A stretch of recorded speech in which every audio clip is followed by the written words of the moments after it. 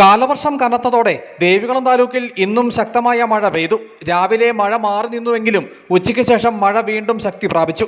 അടിമാലി നായിക്കുന്നിൽ മരം വീണ് മണലേൽ വാസുവിന്റെ വീട് തകർന്നു. 2 വയോധികർ ഉൾപ്പെടെ 6 പേരായിരുന്നു വീട്ടിൽ താമസിച്ചിരുന്നത്. ദേവികുളം കോളനിയിൽ റോഡിന്റെ സംരക്ഷണ ഭിത്തി ഇടിഞ്ഞു വീണ് ഒരു വീട് തകർന്നു. വിൽസന്റെ വീടാണ് തകർന്നത്. തലനാരിഴയ്ക്കാണ് കുടുംബം രക്ഷപ്പെട്ടത്. അടുക്കളയും 2 മുറികളും പൂർണ്ണമായി തകർന്നു. കറണ്ടെല്ലാം ഇല്ല, ഭയങ്കര കാറ്റ് മഴ ഇരുந்துச்சு. திடீர்னு ஒரு சவுண்டு மட்டும் தான் வந்துச்சு. நாங்கள் கிச்சன் வீட்டுக்கு போகிறதுக்கு தான் இருந்தோம். சாப்பாடு பசி எடுத்துருச்சுன்னு சொல்லி குழந்தை சொல்லவும் அவளுக்காக இட்லி ஊத்துறதுக்காக கிச்சன் வீட்டுக்கு போனேன். அப்போ கரண்ட் இல்லாதனால எனக்கு பயமா இருக்கு, நீங்க வாங்க, நீங்க இப்போ ஊத்த வேண்டாம் அப்படின்னு சொல்லிட்டு அப்பா வந்ததுக்கு அப்புறம் பாத்துக்கலான்னு இங்கிட்ட இழுத்துட்டு தான் வந்திருக்கா. ஒரு நிமிஷம் இல்ல, மொத்தம் மேல ரிவீட்மெண்ட் கட்டிருந்தாங்க கவர்மெண்ட். ദേശീയപാതയിൽ മൂന്നാർ പോലീസ് സ്റ്റേഷന് സമീപം മണ്ണിടിച്ചിലുണ്ടായി. സമീപത്തെ കെട്ടിടങ്ങൾ അപകടാവസ്ഥയിലാണ്.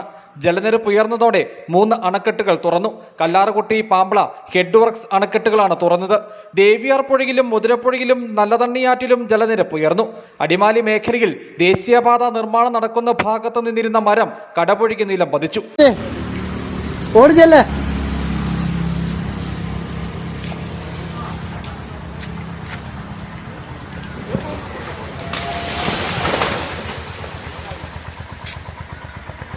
അടിമാലി ടൗണിന് സമീപം ഓടിക്കൊണ്ടിരുന്ന ഓട്ടോറിക്ഷയുടെ മുകളിലേക്ക് കൂറ്റൻ മരശിഖരം ഒടിഞ്ഞു വീണ് ഒരാൾക്ക് പരിക്ക് സംഭവിച്ചു.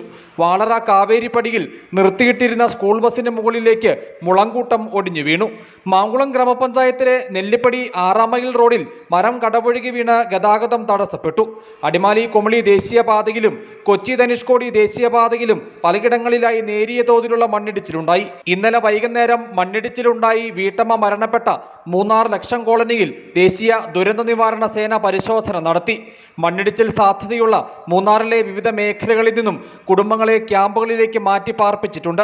മഴ ശക്തിയാർജിക്കുന്ന സാഹചര്യത്തിൽ മൂന്നാർ ഗ്യാപ്പ് റോഡിലൂടെയുള്ള യാത്രയ്ക്ക് ചില നിയന്ത്രണങ്ങളുണ്ട്. ജില്ലാ കളക്ടറുടെ നിർദ്ദേശപ്രകാരം നമ്മൾ രാത്രി വൈകുന്നേരം 6 മണി തൊട്ട് പുലർച്ചെ 6 മണി വരെയുള്ള യാത്ര പൂർണ്ണമായിട്ടും നിരോധിച്ചിരിക്കുകയാണ്. പകലിലുള്ളത് നമ്മൾ നിയന്ത്രിച്ചിരിക്കുകയാണ്. കഴിവതും അതുവഴി ജനങ്ങൾ പോകാതിരിക്കുകയാണ് ചെയ്യേണ്ടത്. അത് മാത്രമല്ല, കാലാവസ്ഥ നമ്മൾ നിരീക്ഷിക്കുന്നുണ്ട്. ഇൻ കേസ് അവിടെ ഒരു നിരോധനം ഏർപ്പെടുത്തേണ്ടി വരുമെങ്കിൽ നമ്മൾ അത് ഓർഡറായിട്ട് ഇഷ്യൂ ചെയ്യുന്നതായിരിക്കും. മഴ തുടരുന്ന സാഹചര്യത്തിൽ ദേവികുളം താലൂക്കിലെ വിദ്യാഭ്യാസ സ്ഥാപനങ്ങൾക്ക് ഇന്ന് അവധി പ്രഖ്യാപിച്ചിരുന്നു.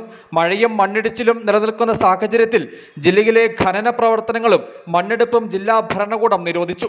മഴ മുന്നറിയിപ്പിന്റെ പശ്ചാത്തലത്തിൽ ജനങ്ങൾ ജാഗ്രത പാലിക്കണമെന്നും ജില്ലാ ഭരണകൂടം അറിയിച്ചു. News bureau, Adimali.